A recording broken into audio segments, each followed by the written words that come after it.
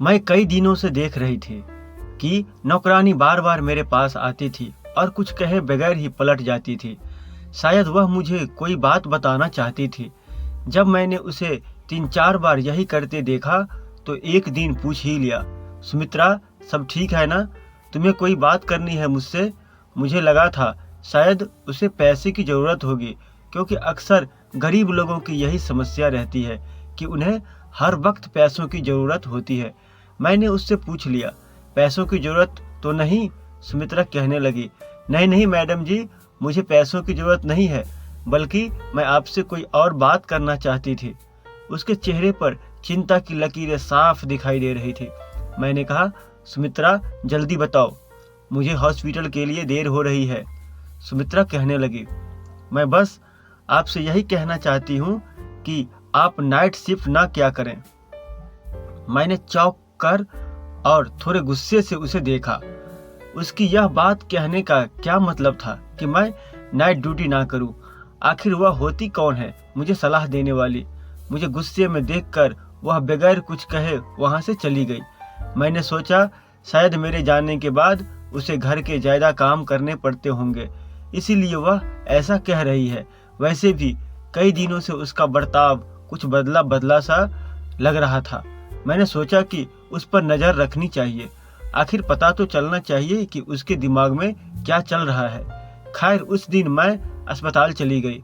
वैसे तो मैं दिन की ड्यूटी ही किया करती थी, लेकिन पिछले 4 साल से मैं नाइट शिफ्ट कर रही थी और मुझे इसमें इसलिए भी कोई समस्या नहीं होती थी कि अब तो बच्चे बड़े हो गए थे।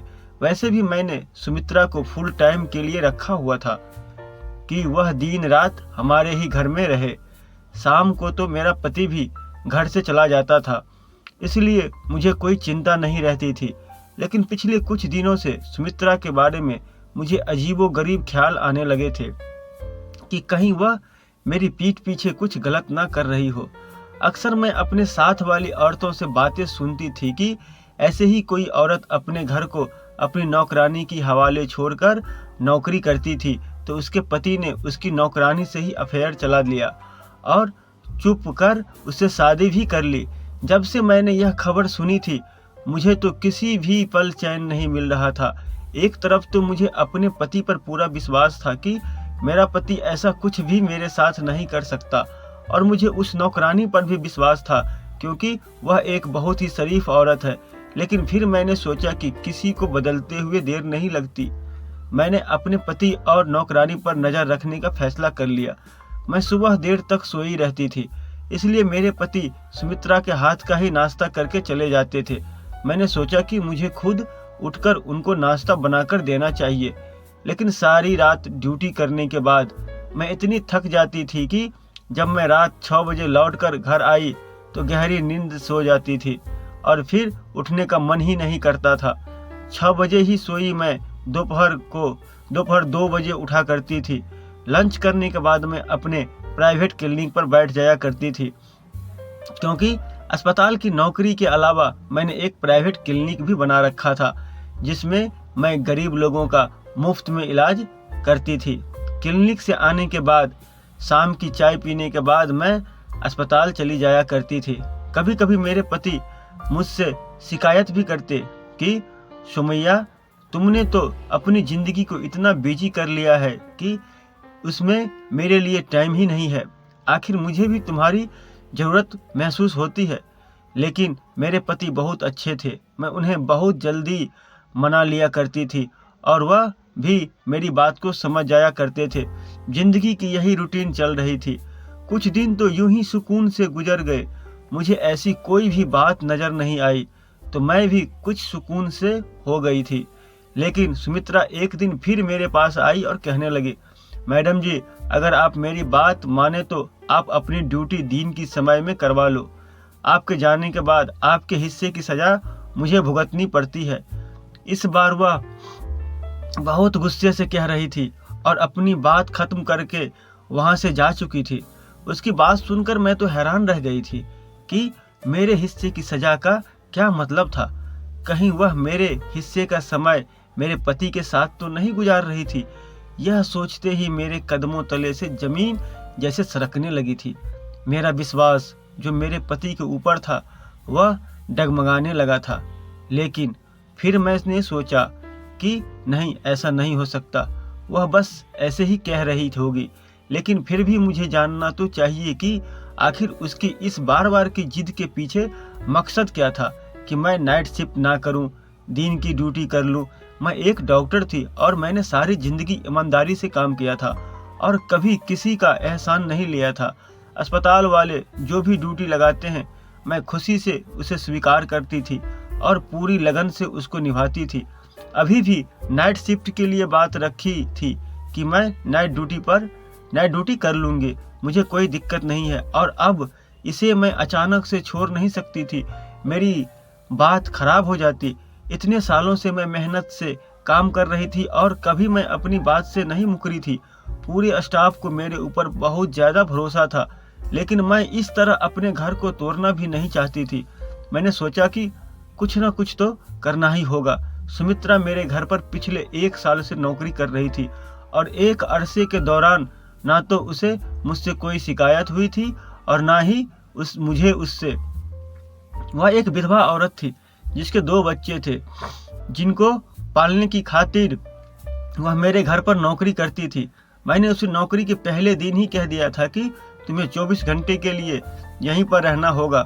उसके बच्चे की टेंशन नहीं थी क्योंकि उसके बच्चे की देखभाल करने के लिए उसके माँ बाप थे और वह गांव में रहते थे। वह अकेले ही हमारे घर पर रहती थी। जो भी तनख्वाह उसे मिलती वह अपने गांव अपने बच्चों की देखभाल के लिए भेज दिया करती थी। हालांकि मैंने उसे कई बार कहा भी था कि अगर तुम चाहो तो अपने बच्चों को भी यहाँ पर बुला सकती हो, जहाँ तुम रहती हो वहाँ पर तुम्हारे बच्चे भी रह लेंगे, मगर ना जाने क्या बात थी कि वह मना कर देती थी। उसके साथ समय बहुत अच्छा गुजर रहा था। आज तक उसने कभी किसी की शिकायत नहीं की थी, लेकिन अब पिछले कुछ दिनों से मैं देख रही थी कि उसका बिहेवियर अजीब सा हो गया है। वह बस हर बार मुझे एक ही बात कहती रहती कि मैडम जी अपनी ड्यूटी दिन में के समय करवा लो, रात को घर पर रहा करो। मुझे कुछ समझ नहीं आती थी आखिर रात को ऐसा घर पर क्या होता है जिसकी वजह से वह इतना घबराकर मुझे यह बात कहती है। एक दिन ऐसा हुआ कि मैं ड्यूटी पर थी कि अचानक एक नर्स मुझे आकर कहने लगी कि कोई औरत है, बड़ी दूर से आपसे मिलने आई है। मैंने पूछा क्या वह कोई मरीज है, क्योंकि इस वक्त मेरी ड्यूटी इमरजेंसी में थी। तो वह कहने लगी नहीं, वह आपकी कोई रिश्तेदार है। मैं हैरान होते हुए बाहर आई कि मेरी कौन सी रिश्तेदार इस वक्त मुझसे मिलने अस्पताल आ सकती है। मैं बाहर गई तो एक अनजान औरत को सामने खड़ा पाया। मैंने हैरत के मारे उसे देखकर पूछा, आप कौन हो और मुझसे क्यों मिलना चाहती हो? तो वह कहने लगी कि क्या आप ही डॉक्टर सुमैया हैं? मैंने कहा जी हाँ, मैं ही डॉक्टर सुमैया हूँ। मेरी बात सुनकर उसने एकदम से मोबाइल निकाला और मेरी तस्वीर खींचकर अचानक से भाग गई। मुझे तो कुछ सेकंड के लिए समझ ही नहीं आया कि मेरे साथ हुआ क्या, और जब तक मैं समझती वह मुझसे दूर भाग चुकी थी। मैं जल्दी से उसके पीछे भागी कि उससे कुछ पूछ सकूं कि उसने मेरी तस्वीर क्यों ली है और आखिर वह है कौन। लेकिन वह बहुत तेजी से भागती हुई मुझसे बहुत दूर जा चुकी थी। मैं परेशान होती हुई वापस आ गई और सोचने लगी, हे भगवान, यह मेरे साथ क्या चल रहा है? कौन थी वह औरत और यहाँ क्यों आई थी? पता नहीं क्यों मुझे बहुत बड़ी गड़बड़ का एहसास हो रहा था, जैसे कुछ बड़ा होने वाला है। मेरी छठी इंद्री बार बार मुझे इशारा दे रही थी कि शायद मेरी जिंदगी में कुछ तो बहुत गलत होने वाला है। मैं यह बात जानती थी कि मैं अपने घर वालों और अपने पति को बहुत ज़्यादा नज़रअंदाज कर रही हूँ, क्योंकि रात को ड्यूटी बहुत थका देने वाली होती है और सुबह तक मैं लेट से उठती थी। जब मैं सोकर उठी तब तक मेरे पति ऑफिस के लिए निकल चुके होते थे और जब रात को ड्यूटी पर जाना होता तब तक वह ऑफिस से आते ही नहीं थे। अजीब सी जिंदगी हो गई थी। काफ़ी दिनों से मेरे पति से तो मेरी बातचीत ही नहीं हो पा रही थी। मुझे इस बात का एहसास हुआ तो मैंने फौरन से अपना मोबाइल निकाला और अपने पति को कॉल करने लगी। मैंने सोचा कम से कम फ़ोन पर ही बात कर लूं, लेकिन मेरे पति मेरा फ़ोन नहीं उठा रहे थे।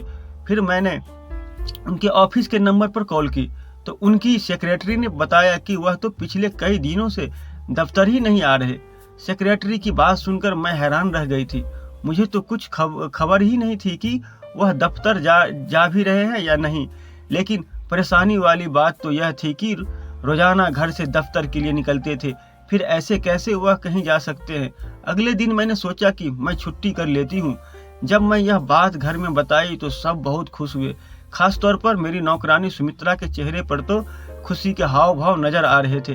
रात का खाना खाकर फ्री हुई तो मैं ऐसे ही टहलने के लिए बाहर आ गई तो मैंने देखा सुमित्रा किसी से फोन पर बात कर रही थी और वह किसी को बता रही थी कि मैडम जी आज घर पर ही है। शुक्र है कि आज मेरी जान छूट गई, वरना उनके हिस्से की सजा मुझे भुगतते भुगतते शायद मेरा दम ही निकल जाता। जब मैं उसके करीब गई तो उसने जल्दी से घबराकर फोन बंद कर दिया और मैंने उससे पूछा कि किससे बात कर रही हो, तो कहने लगी किसी से भी नहीं, अम्मा से अपने बच्चों का बस हालचाल पूछ रही थी। मुझे अब सुमित्रा के बारे में शक हो चुका था। यह कोई तो खिचड़ी जरूर पक रही है या फिर मुझसे कोई ऐसी बड़ी बात छुपाई जा रही है। कहीं ऐसा तो नहीं यह किसी गलत काम में पड़ गई हो। मैंने सोचा कि आज घर पर रहकर देख लेती हूँ कि आखिर यहाँ पर ऐसा क्या होता है। लेकिन मुझे तो कुछ भी ऐसा गलत महसूस नहीं हुआ। सब लोग बड़े आराम से सो रहे थे। मेरा पति भी छुट्टी सुनकर बहुत खुश हुआ था। कहने लगा कि कितना समय हो गया है, हमें एक साथ समय गुजारने का मौका ही नहीं मिला। मैं भी सोचने लगी क्या यह सच में खुश है या खुश रहने का नाटक कर रहे हैं। मैं उसे खोजती हुई नजरों से देख रही थी। कहीं ऐसा तो नहीं कि मेरे घर से जाने के बाद उसका और मेरी नौकरानी का कुछ चक्कर चलता हो। इसलिए वह मुझे कहती है कि आप घर पर ही रहा करें। मेरी एक बेटी और एक बेटा था। बेटी कॉलेज में पढ़ती थी, बेटा छोटा था और वह स्कूल जाता था। इस घर में हम बस 4 ही लोग थे और मेरा ख्याल था कि इतने सारे लोगों के लिए सिर्फ एक ही नौकरानी काफ़ी है। इसलिए मैंने कभी सुमित्रा के अलावा किसी और को रखने के बारे में सोचा ही नहीं। और अगर 1-2 बार मैंने अपने घर वालों से पूछा भी कि कोई और नौकरानी रख लूं, तो सबने सुमित्रा की बहुत तारीफ करते हुए कहा था कि उसके होते हुए उन्हें कोई परेशानी नहीं, तो फिर क्या ज़रूरत है कि कोई दूसरी नौकरानी रखने की। तो मैंने भी सुकून से हो गई थी। लेकिन कुछ दिनों से मैं देख रही थी कि सुमित्रा और मेरी बेटी रिया आपस में कुछ ज़्यादा ही प्यार करने लगे थे। रिया हर वक्त सुमित्रा के आसपास रहती, कभी उसके कमर में बाहें डाले खड़ी होती, कभी उसके गालों पर प्यार कर रही होती। मुझे यह देखकर बहुत अजीब लगता था। आखिर यह सुमित्रा को इतना प्यार क्यों करने लगी थी। मैंने यह भी देख रही थी कि रिया तो सुमित्रा के करीब जाने की कोशिश करती थी, उसे प्यार करने की कोशिश करती थी, लेकिन सुमित्रा उससे दूर भागती थी। खैर उस दिन मैंने पूरा दिन और पूरी रात घर पर रहकर देख लिया था। मैं अस्पताल भी नहीं गई थी और क्लिनिक पर भी नहीं बैठी थी। मुझे कुछ भी गलत दिखाई नहीं दिया था, सिवाय इसके कि मेरी बेटी रिया सुमित्रा के कुछ ज़्यादा करीब होने की कोशिश कर रही थी। लेकिन मैं इस बात को इग्नोर नहीं किया कि हो सकता है मैं तो घर पर रहती नहीं हूँ, सिर्फ सुमित्रा ही घर पर होती है, तो सुमित्रा से उसका दिल लगा होगा या फिर कोई और बात थी। मैंने घर पर रहकर देख लिया था, लेकिन ऐसा कुछ भी नहीं था। मैं अंदर ही अंदर अब चिढ़ गई। मैंने सोचा पता नहीं सुमित्रा के ड्रामे कब खत्म होगा। मैंने अगले दिन दोबारा से अपनी रूटीन के अनुसार अपनी नाइट ड्यूटी पर स्टार्ट कर ली। 2-3 दिन बाद ही मैंने सुबह सुबह जल्दी उठ गई थी, क्योंकि शाम में मुझे अपनी एक दोस्त की बर्थडे पार्टी में जाना था। मैंने सोचा कि उसके लिए कोई गिफ्ट लेकर जाती हूँ। मैं यही सोचकर बाजार गई। वहाँ मुझे एक जगह पर रुकना पड़ा। सामने की मंजर ने मुझे एकदम पत्थर का बना दिया था, क्योंकि मेरा पति एक अस्पताल के अंदर जा रहा था। भला उसे अस्पताल जाने की क्या जरूरत थी। वह तो एकदम भला चंगा था, उसे कोई भी तकलीफ नहीं थी। मैं भी उसके पीछे पीछे अस्पताल चली गई। मैंने देखा वह एक कमरे के अंदर चला गया। मैंने खिड़की से अंदर झांक कर देखा तो वह एक औरत को कुछ पैसे दे रहा था। उस औरत को मैं पहचान नहीं पा रही थी, क्योंकि उस औरत की मेरी तरफ पीठ थी। उस औरत को पैसे देने के बाद और उसे हाथ मिलाकर मेरा पति जल्दी से बाहर चला गया। उसके बाद उस औरत ने किसी को फोन किया और थोड़ी देर बाद जो औरत आई उसे देखकर मैं आंखें झपकाना भूल गई थी। फटी फटी आंखों से उसे देख रही थी। वह औरत कोई और नहीं बल्कि सुमित्रा ही थी। उस औरत ने सुमित्रा को कुछ पैसे दिए। सुमित्रा ने उसका धन्यवाद किया और वहां से चली गई। आखिर यह सब क्या हो रहा था, मुझे कुछ भी समझ में नहीं आ रहा था। मेरे पति ने पहले उस अनजान औरत को पैसे दिए और फिर उस अनजान औरत ने मेरे पति के दिए हुए पैसों में से कुछ पैसे सुमित्रा को दे दिए। आखिर यह सब चक्कर क्या था? और जब उस औरत ने मेरी तरफ चेहरा घुमाया तो मैं दंग रह गई थी।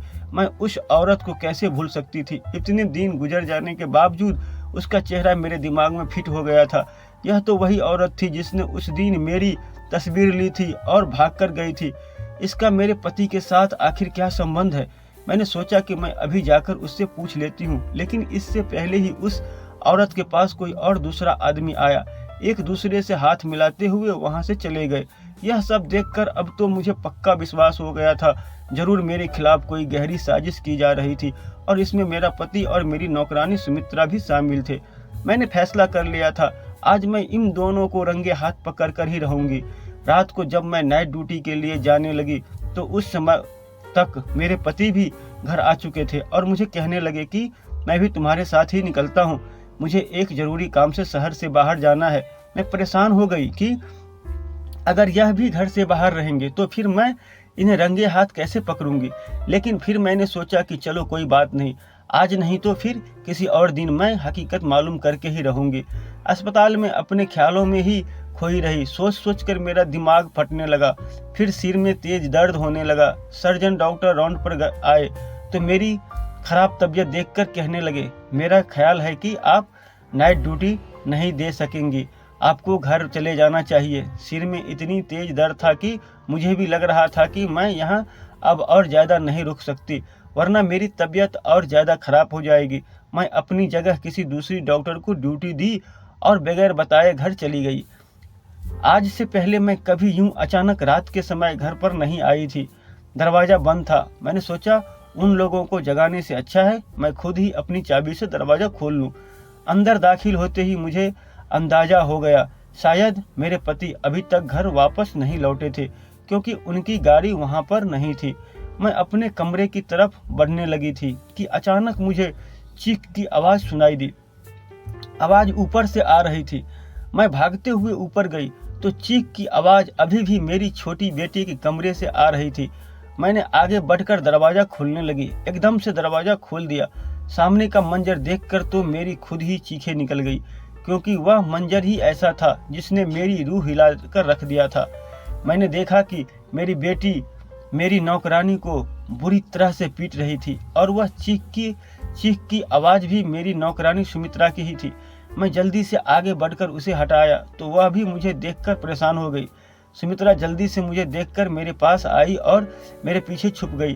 कहने लगी, मैं इसलिए तो आपको कहती थी कि आप नाइट शिफ्ट ना किया करें, क्योंकि फिर आपके जाने के बाद मेरे साथ ऐसा ही होता है और यह आज से नहीं बल्कि कई दिनों से हो रहा है। मैं अपनी बेटी को गुस्से से देखते हुए पूछा कि आखिर तुम सुमित्रा को क्यों मार रही हो?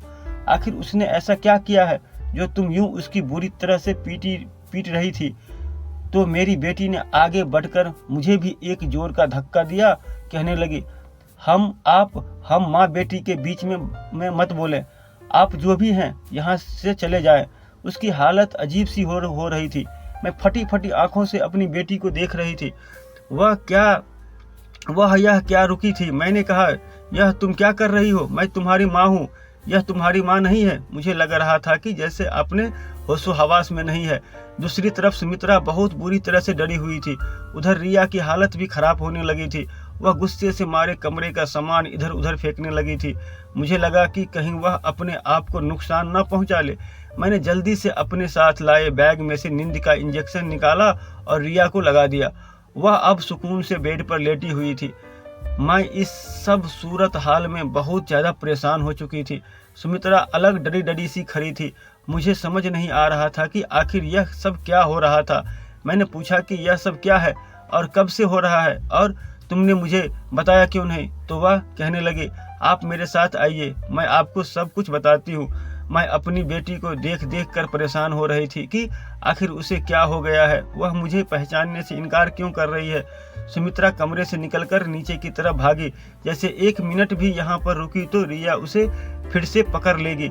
मैं भी परेशान होती हुई नीचे आ गई तो वह कहने लगी, यह सब कुछ तो जो भी आपने देखा है वह आपकी वजह से ही हो रहा है। मैंने न कितनी बार आपको कहा है कि आप नाइट शिफ्ट ना किया करें, आप रात को घर पर ही रहे। रहा करें, लेकिन आप तो कुछ सुनने को तैयार ही नहीं थी। आप याद करें कि आपने आखिरी बार कब बच्चे के साथ बैठकर उन्हें प्यार किया था या उनके दिल की कोई बात सुनी थी।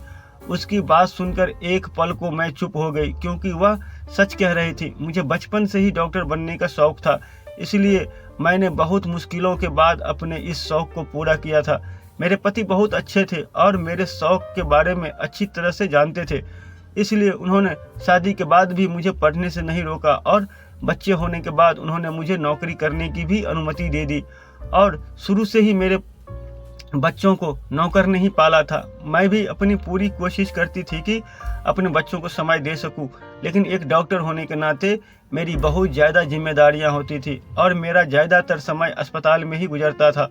लेकिन इसके बावजूद मैं हमेशा कोशिश करती थी कि अपने बच्चों को एक अच्छी परवरिश और उन्हें अच्छी शिक्षा दे सकूं। हालांकि मैं उन्हें ज़्यादा समय नहीं दे पाती, मगर इसका मतलब यह तो नहीं कि मैं उन पर ध्यान नहीं देती थी और उससे प्यार नहीं करती थी। मेरी नौकरानी कहने लगी, रिया धीरे धीरे डिप्रेशन का शिकार होने लगी थी। उसे माँ बाप के प्यार की सख्त ज़रूरत थी, जो उसे नहीं मिल पा रहा था, क्योंकि उसके माँ बाप के पास उनके लिए समय ही नहीं है। मगर वह छोटी है, कॉलेज में गलत संगत में पढ़कर गलत आदतों का शिकार हो गई है। उसे माँ के प्यार की ज़रूरत होती है, जो उसे नहीं मिला तो वह दिमागी मरीज बन गई। वह अपने अंदर की भड़ास और गुस्सा मुझ पर निकालती है। उस समय से उसे लगता है कि मैं उसकी माँ हूँ और वह क्योंकि आपसे कभी कोई शिकवा नहीं कर पाई, आपको कुछ नहीं कह पाई, इसलिए वह मुझे अपनी माँ समझते हुए मुझ पर अपना गुस्सा निकालती है। और जब सुबह होती है तो वह मुझसे ना सिर्फ माफ़ी मांगती है, बल्कि मुझे बहुत सारे पैसे भी देती है ताकि मैं आपको कुछ न बताऊं। मैडम जी, मैं गरीब हूँ, बच्चों को और बूढ़े माँ बाप का पेट अकेली पालती हूँ। रात को जो मारपीट और तकलीफ मैं सहती हूँ, सुबह जब आपकी बेटी मुझे पैसे देती है तो मैं भूल जाती हूँ कि रात को मैंने क्या तकलीफ सही थी। एक बार दिन में जब रिया मुझसे माफ़ी मांग रही थी और मुझे पैसे देने लगी, तो मैंने रिया से कहा, रिया तुम मेरे ऊपर बहुत जुल्म करती हो, मुझे तुम्हारे पैसे नहीं चाहिए। मैं तुम्हारी माँ को तुम्हारी सारी बातें बता दूंगी। तुम पागल हो, तुम्हें तुम्हारी माँ पागल खाने में डाल देगी, तब तुम्हारी अक्ल ठिकाने आएगी।